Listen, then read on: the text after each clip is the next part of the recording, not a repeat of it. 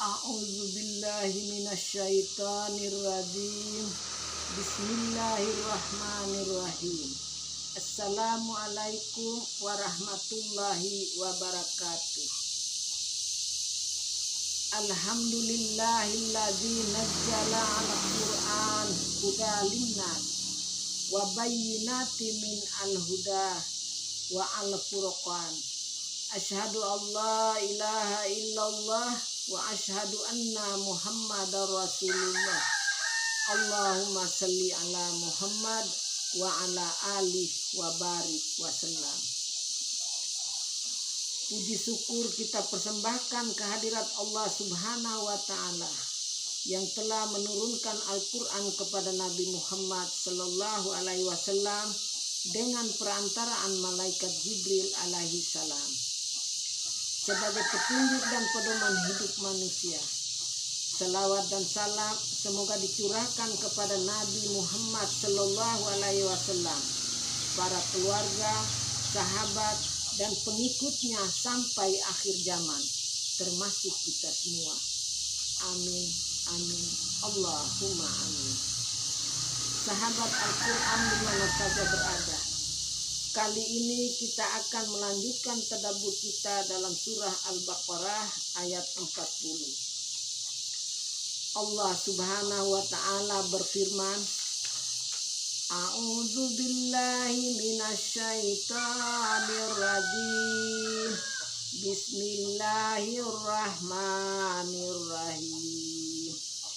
Ya bani Israil dzkuru ni'mati allati an'amtu 'alaikum wa ufu bi ahdi ufi bi ahdikum wa iyaya farhabun. Dalam ayat ini Allah Subhanahu wa taala mengabarkan kepada kita suatu berita dari Allah tentang perintah Allah kepada Bani Israel. Ya Bani Israel, wahai keturunan Israel, Uzkuru nikmati allati an'amtu 'alaikum. Ingatlah kalian atas nikmatmu yang telah aku anugerahkan kepada kalian. Wa aufu bi ahdi ufi bi ahdikum. Dan penuhilah janjimu kepadaku, niscaya aku penuhi janjiku kepadamu. Wa iya ya farhabun. Dan hanya kepadaku hendaklah kamu merasa takut. Setelah Allah Subhanahu wa taala berbicara tentang keasahannya dan tanda-tanda kekuasaan Allah Subhanahu wa taala berupa penciptaan manusia, penciptaan langit dan bumi, kemudian terbaginya manusia dalam 3 kelompok. Kelompok orang-orang yang beriman, kelompok orang kafir, dan kelompok orang-orang munafik. Dan kemudian Allah Subhanahu wa taala perintahkan kepada seluruh manusia untuk menyembahnya dengan petunjuk Al-Quran. Maka selanjutnya Allah Subhanahu wa taala mulai menyeru bangsa-bangsa yang telah muncul kenabian di tengah mereka, dan Allah memulainya dari kaum Yahudi di kalangan Bani Israel, yang tidak lain adalah anak keturunan Nabi Yakub alaihi salam. Nabi Yakub adalah putra Nabi Ibrahim alaihi salam melalui putra Nabi Ishak alaihi salam. Bani Israel adalah bangsa yang tertua yang memiliki kitab amal. Akan tetapi mereka justru adalah kaum yang paling keras bermusuhannya kepada orang-orang yang beriman dengan Al-Quran. Padahal seharusnya mereka adalah orang yang pertama beriman kepada penutup para nabi dan rasul, Nabi Muhammad sallallahu alaihi wasallam.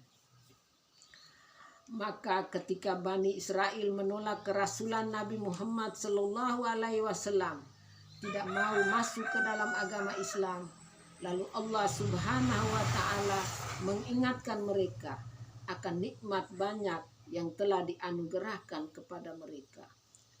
Allah mengingatkan mereka akan perjanjian di dalam kitab Taurat, yaitu untuk beriman kepada Allah dan para rasulnya, khususnya Nabi Muhammad Sallallahu Alaihi Wasallam sebagai penutup para nabi dan rasul. Al-Imam Ibnu Katsir rahimahullah melalui firman Allah Subhanahu wa Ta'ala, di dalam ayat ini Allah memerintahkan Bani Israel agar mereka masuk ke dalam agama Islam untuk tunduk dan patuh kepada syariat Islam. Dan di akhir ayat Allah Subhanahu wa Ta'ala juga berjanji pada mereka, jika mereka mau untuk memenuhi janji-janjinya untuk taat kepada Allah dan Rasul-Nya, maka Allah Subhanahu wa Ta'ala akan memberikan balasan pahala dan kelapangan hidup mereka di dunia. Dan hanya kepada Allah Subhanahu wa Ta'ala seharusnya mereka takut untuk mengingkari janjinya. Maka pelajaran yang bisa kita ambil dari ayat ini, di dalam Al-Quran Allah Subhanahu wa Ta'ala mengingatkan hambanya yang menyimpang dengan berbagai macam cara. Terkadang Allah Subhanahu wa Ta'ala mengancam dengan ancaman yang keras. Terkadang Allah menyebutkan kejahatan dan keburukan lalu mencela perbuatan mereka. Dan di dalam ayat ini Allah Subhanahu wa Ta'ala mengingatkan orang-orang yang menyimpang dengan mengingatkan mereka akan nikmat-nikmat yang telah mereka terima. Maka tujuan dari peringatan Allah Subhanahu wa Ta'ala itu agar manusia kembali kepada Allah, kembali kepada jalan yang benar. Pelajaran selanjutnya dari ayat ini juga mengingatkan kita untuk selalu bersyukur atas nikmat-nikmat Allah yang telah kita rasakan. Sudahkah kita bersyukur atas nikmat-nikmat yang telah kita terima? Dengan menggunakan nikmat itu untuk kebaikan, menggunakan nikmat itu untuk beribadah kepada Allah Subhanahu wa Ta'ala. Dan pelajaran yang ketiga dari ayat ini, salah satu cara untuk menumbuhkan rasa syukur kita adalah mengingat-ingat tentang nikmat Allah, merenungi nikmat yang telah kita terima. Maka mengingat akan banyaknya nikmat akan mendatangkan rasa malu untuk melakukan pelanggaran, mendatangkan rasa malu untuk bermaksiat kepada Allah Subhanahu wa Ta'ala. Maka Allah mengatakan di dalam ayat lain, Fabi ayyi ala'i rabbikuma tukadziban, maka nikmat Tuhanmu yang manakah yang telah kamu dustakan, yang diulang sampai 31 kali di dalam Quran surah Ar-Rahman.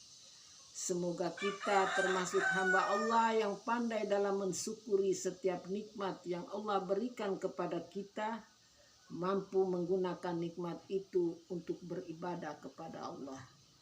Akhirul kalam, wabillahi taufiq wal hidayah. Wassalamualaikum warahmatullahi wabarakatuh.